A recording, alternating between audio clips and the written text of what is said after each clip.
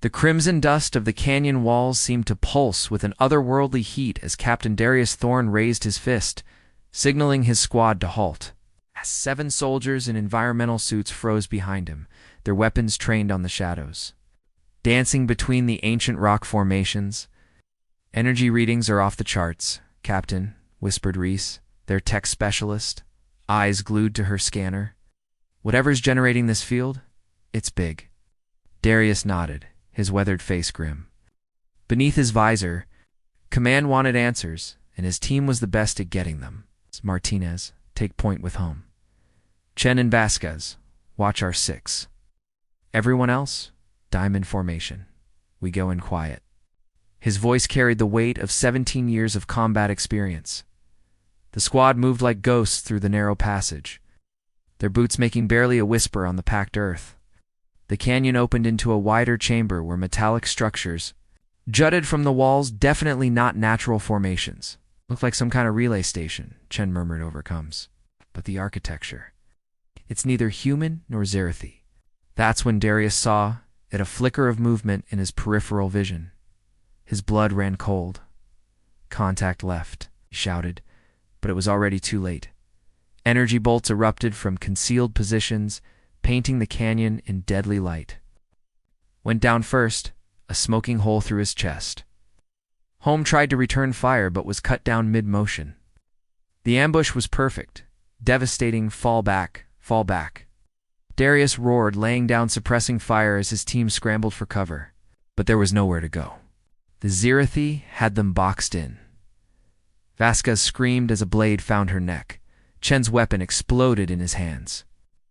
One by one, his soldiers fell until only Darius remained, crouched behind a crumbling pillar that disintegrated more with each impact. A grenade rolled past his feet. No time to think, he dove deeper into the ruins, through a crack in the ancient structure. The explosion followed him, bringing down tons of rock and sealing the entrance. Silence fell like a funeral shroud. Darius coughed, tasting blood. His left arm hung useless, and shrapnel had found gaps in his armor. As his eyes adjusted to the gloom, he saw Hera, Zerathi warrior, pinned beneath fallen debris, her distinctive blue-scaled skin marred by purple blood.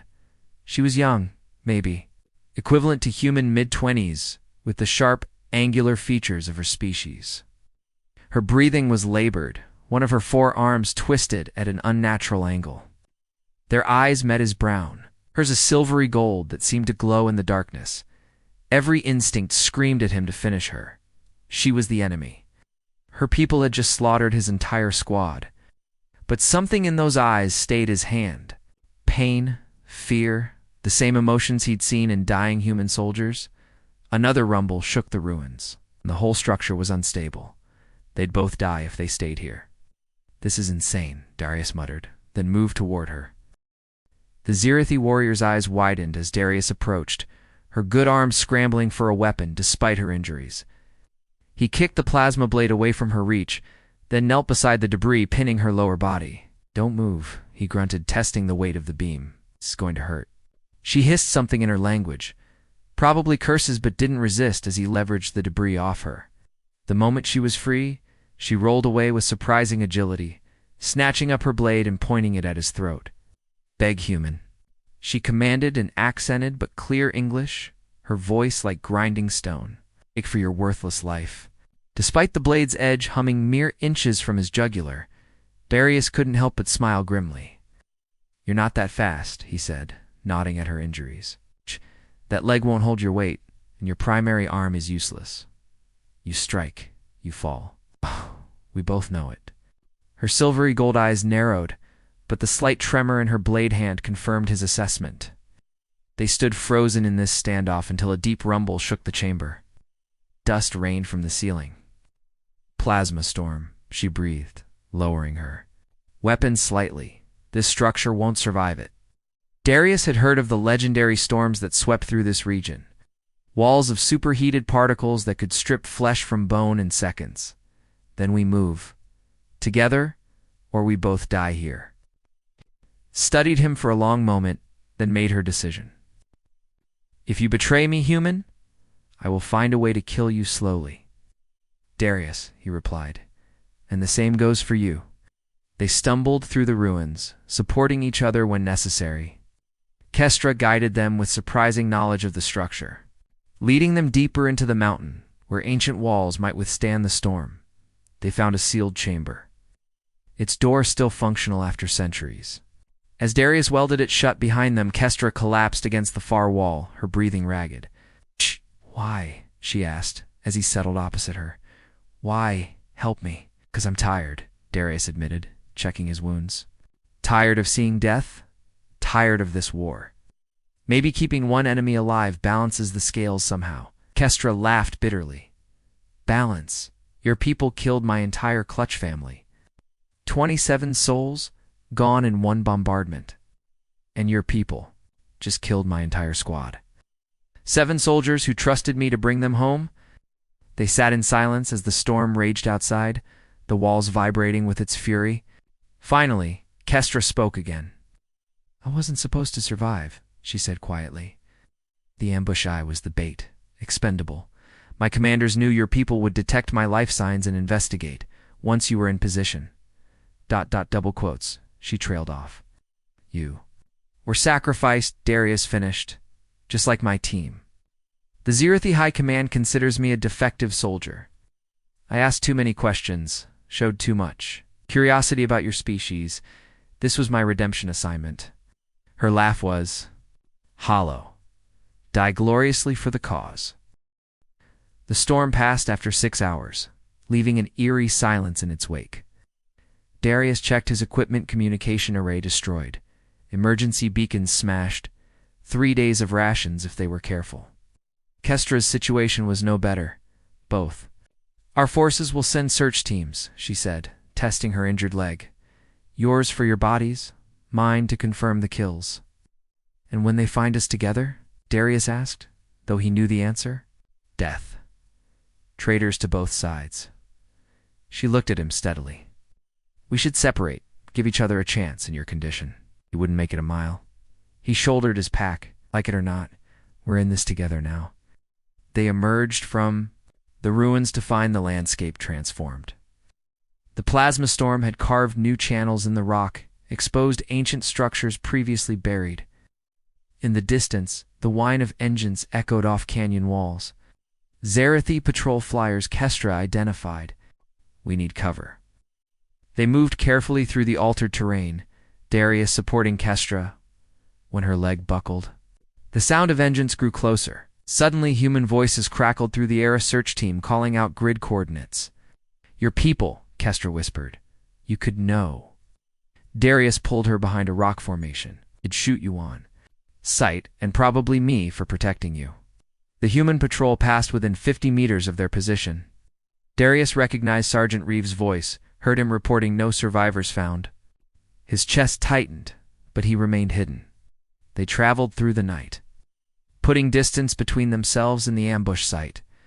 Near dawn, exhaustion forced them to rest in a shallow cave.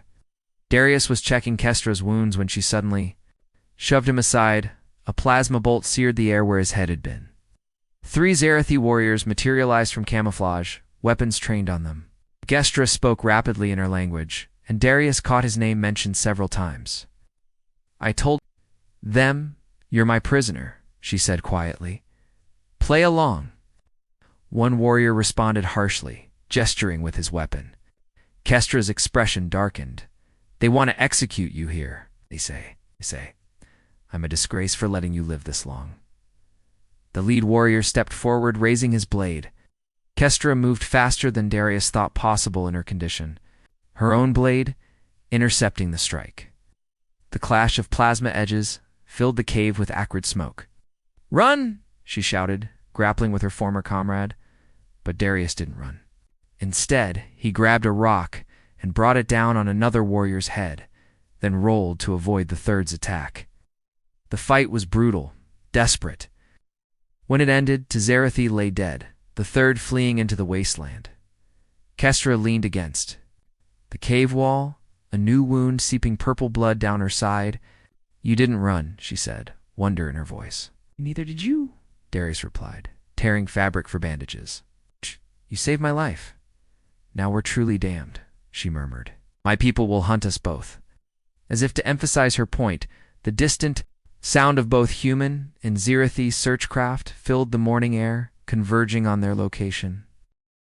They ran. Through scorching days and freezing nights, across radiation-scarred valleys and through the skeletal remains of dead cities, they ran. Their pursuers were relentless Zerathi death squads and human hunter-killer teams, both sides, now viewing them as traitors, deserving only death. On the fifth day, delirious with exhaustion, they stumbled upon something extraordinary, a structure unlike anything either had seen. It was perfectly preserved, its architecture neither human nor Zerathi, its entrance sealed with symbols that hurt to look at directly. Pre-war, Kestra breathed.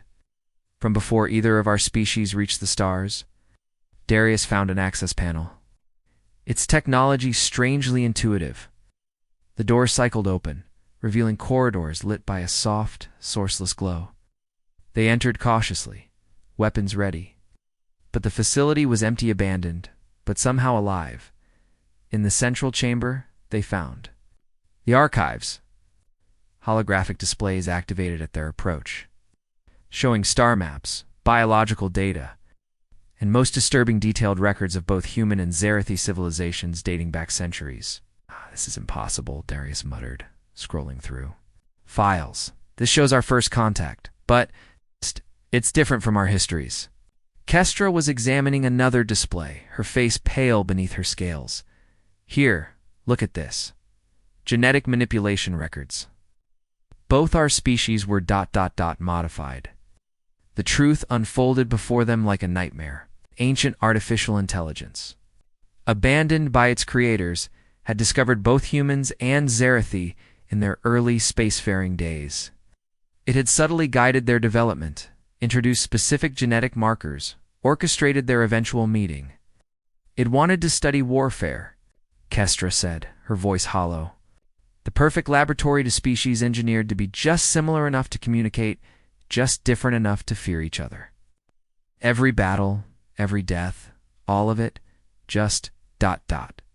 Data collection, Darius finished. He felt sick.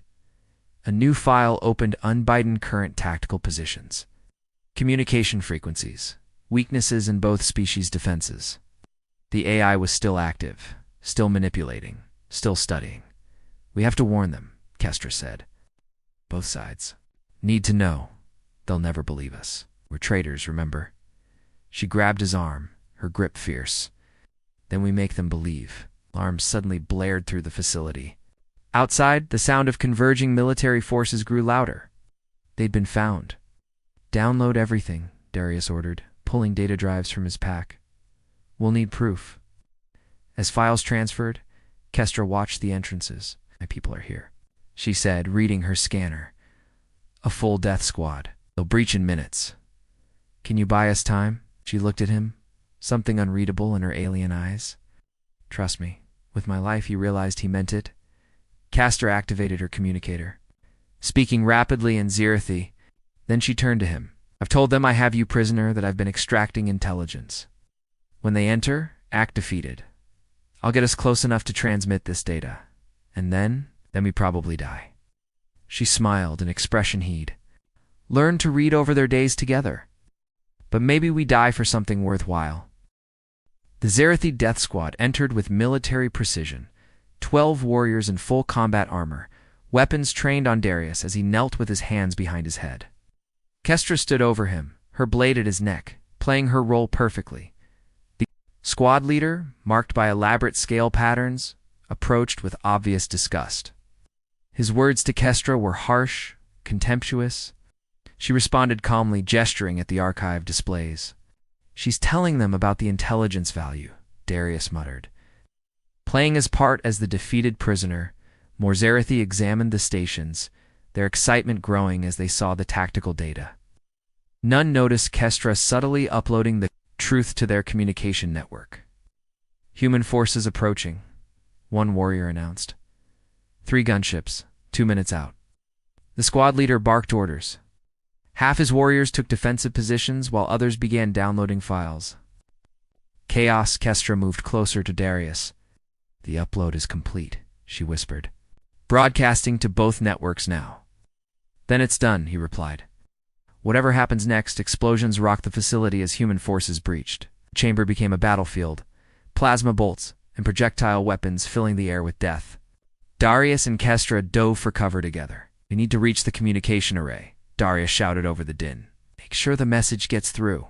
They fought their way to the archive's central console, past warriors of both species too, focused on killing each other to notice their true enemies. Kestra's fingers flew over controls while Darius provided cover fire. It's working, she cried. Full spectrum broadcast, every military channel, every civilian network. They can't stop it now. On screens around the chamber, the truth spread like wildfire. Communication channels erupted with confusion, denial, and slowly horrified understanding. The gunfire in the chamber faltered as soldiers on both sides received the same impossible message. Ceasefire. Someone shouted. Darius couldn't tell which side. All units cease fire. In the sudden silence, Darius and Kestra stood together. At the console, surrounded by warriors who no longer knew who their enemies were. The squad leader approached, his weapon lowered but ready. Is it true, he asked in accented English. Every word, Kestra replied. We've all been pawns.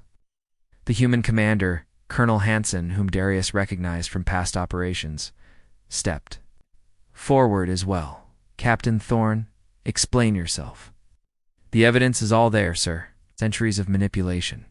Every battle, every death we've been dancing to someone else's tune. And now, Hansen asked. Now we choose, Kestra said, stepping forward. We can continue this war knowing it's all been a lie, or we can choose something else.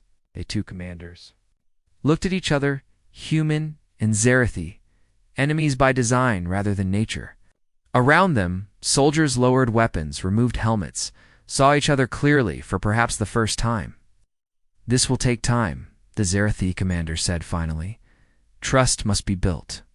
Then we start building, Hansen replied. Later as medical.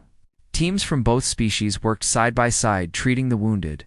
Darius found Kestra standing at the facility's entrance, looking out at the mixed encampment forming outside. Strange to see them not killing each other, she said. Strange too. Be alive to see it, he countered. What will you do now? Help, if they'll let me. There will be those on both sides who refuse to accept the truth, and you, the same. He paused. We make a good team. She smiled. He definitely knew how to read it now, for enemies. Former enemies, he corrected. They stood together watching. As Human and Zerathi began the difficult work of turning a lie into truth, war into peace. It wouldn't be easy. There would be setbacks. Violence from those who couldn't let go of hate, but for the first time in generations there was hope. Think they'll build monuments to us? Kestra asked with dry humor. Probably put us in front of war crimes tribunals first, Darius replied. Worth it? He thought of his fallen squad, of all the deaths that had brought them to this moment. Ask. Me in 100 years? As the sun set over the ancient facility, painting the sky in shades of hope and possibility, two former enemies stood witness to the birth of something new. Not peace, not yet, but the chance for it.